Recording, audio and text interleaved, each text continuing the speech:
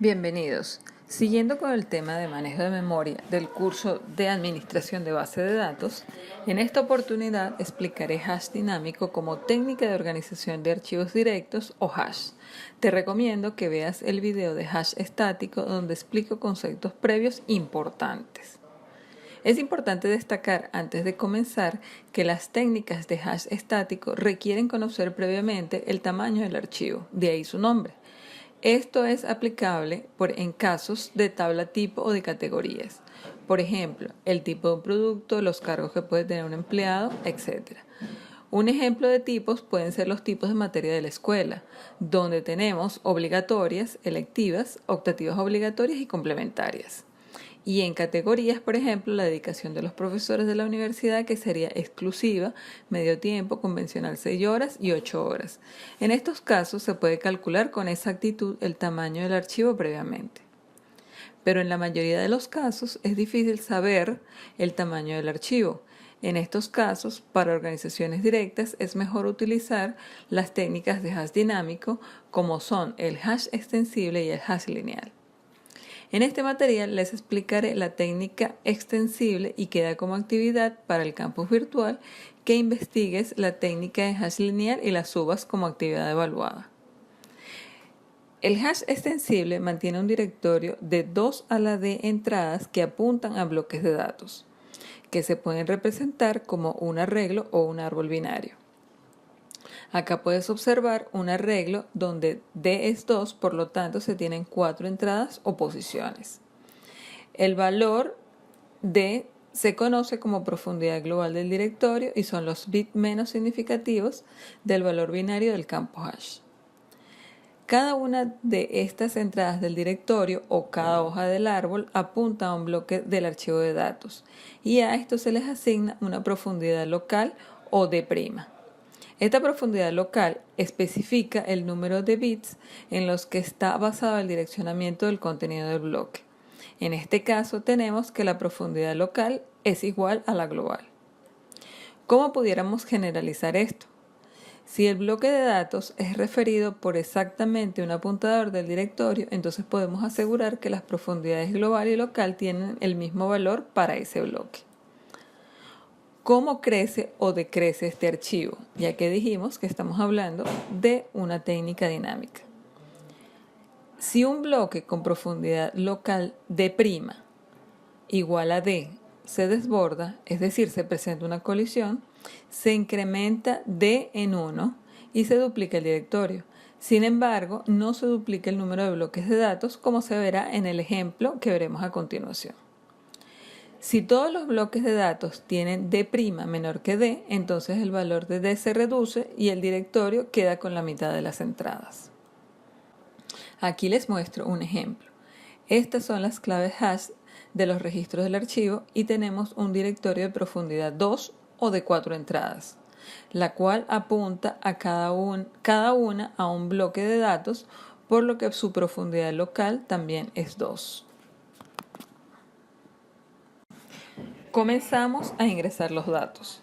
Para ello se calcula la base 2 de cada clave y se toman los 2 bits menos significativos para direccionarla. Por ejemplo, para la clave 2 su equivalente binario es 1, 0. Ubicamos la entrada y se inserta el 2 en ese bloque de datos. Igualmente hacemos con el 3, cuya entrada es 1, 1, y con el 5, cuya entrada es 0, 1. Para mayor facilidad puedes calcular para cada clave K mod 4 por el tamaño del directorio y luego ubicar el registro en el bloque con el binario correspondiente. Hasta el momento hemos ubicado hasta la clave 19.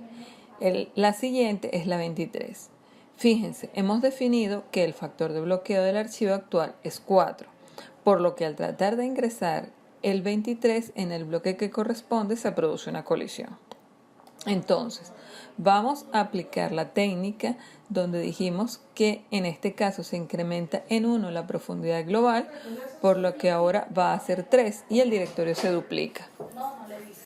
Se añade al archivo de datos un bloque que va a solucionar la colisión.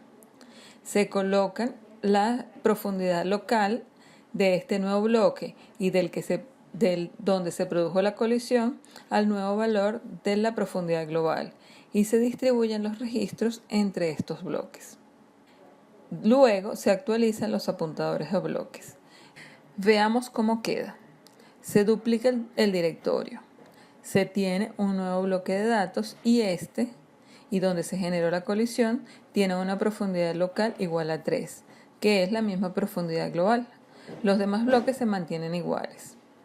Las nuevas entradas del directorio que coinciden con los D-1 bits menos significativos, de manera que siguen direccionando las mismas claves.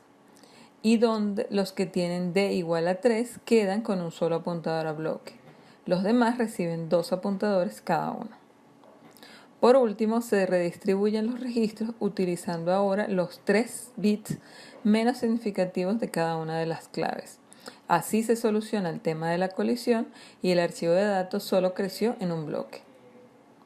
Seguimos insertando los registros. Al llegar al registro 41, se observa que se produce una colisión. ¿Qué se hace en este caso donde la profundidad local es menor a la profundidad global?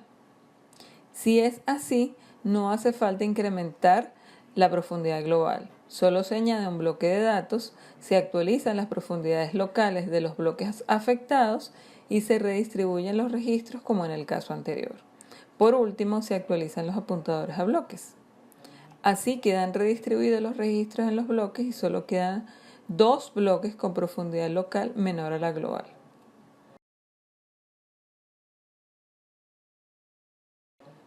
Ahora, al insertar el registro con clave 46, se produce nuevamente una colisión en un bloque cuya profundidad local es menor a la global.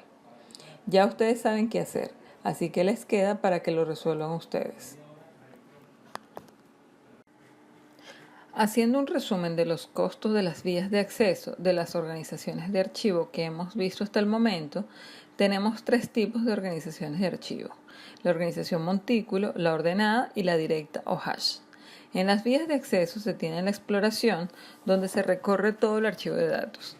En este caso, el costo es el mismo para todos, es decir, se lee cada uno de los bloques y se carga en memoria.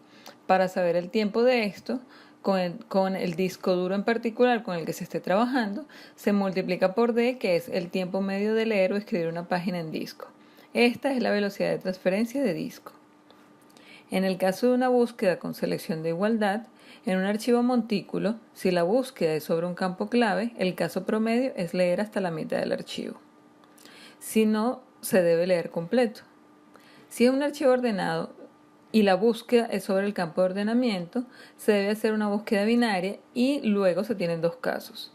Si es sobre una clave, no se agrega más nada, pero si la búsqueda y el campo de ordenamiento no es un campo clave, se deben agregar todos los bloques donde la condición de búsqueda se repita.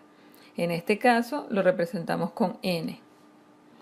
Si el archivo es hash y la búsqueda es sobre la clave hash, se busca el registro usando la función hash y en caso de colisión se suman los bloques leídos. Si la búsqueda no es sobre el campo hash, se debe leer el archivo completo. En una búsqueda con selección de rango, en el caso de los archivos de montículo, se debe recorrer todo el archivo. En los ordenados se tienen 2 casos. Si la búsqueda es sobre el campo de ordenamiento, se hace una búsqueda binaria y luego se leen todos los bloques que contienen los registros que cumplan con la condición de búsqueda, es decir, n. Si la búsqueda es sobre un campo diferente al de ordenamiento, se debe recorrer todo el archivo. Para los archivos directos, si la búsqueda es sobre la clave hash, se aplica la función a todos los posibles valores distintos y se buscan en los bloques correspondientes. Y en caso contrario, se lee todo el archivo. Para inserciones, en el caso de montículo, se ubica el último bloque con espacio disponible usando el apuntador de fin de archivo. Se carga en memoria, se inserta el registro y se copia el bloque en disco, lo que representa 2 operaciones de entrada-salida. En el caso del archivo ordenado, se busca el bloque donde se debe insertar para mantener el orden y se suma el costo de mover todos los demás registros. Para simplificar, vamos a colocar que se recorre todo el archivo. En el caso del archivo hash, una inserción tiene el mismo costo que en el caso de montículo, debido a que la función hash me lleva directamente al registro. Sin embargo, se le debe sumar el costo en caso de que se presenten colisiones. El borrado o modificación se toma como similares, debido a que el borrado es solo marcar el registro para liberar el espacio. En el caso de los archivos montículo y ordenado, borrar o modificar implica buscar el registro y luego volver a escribir el bloque en disco. En el caso del hash, el costo es igual al costo de inserción. Muchas gracias.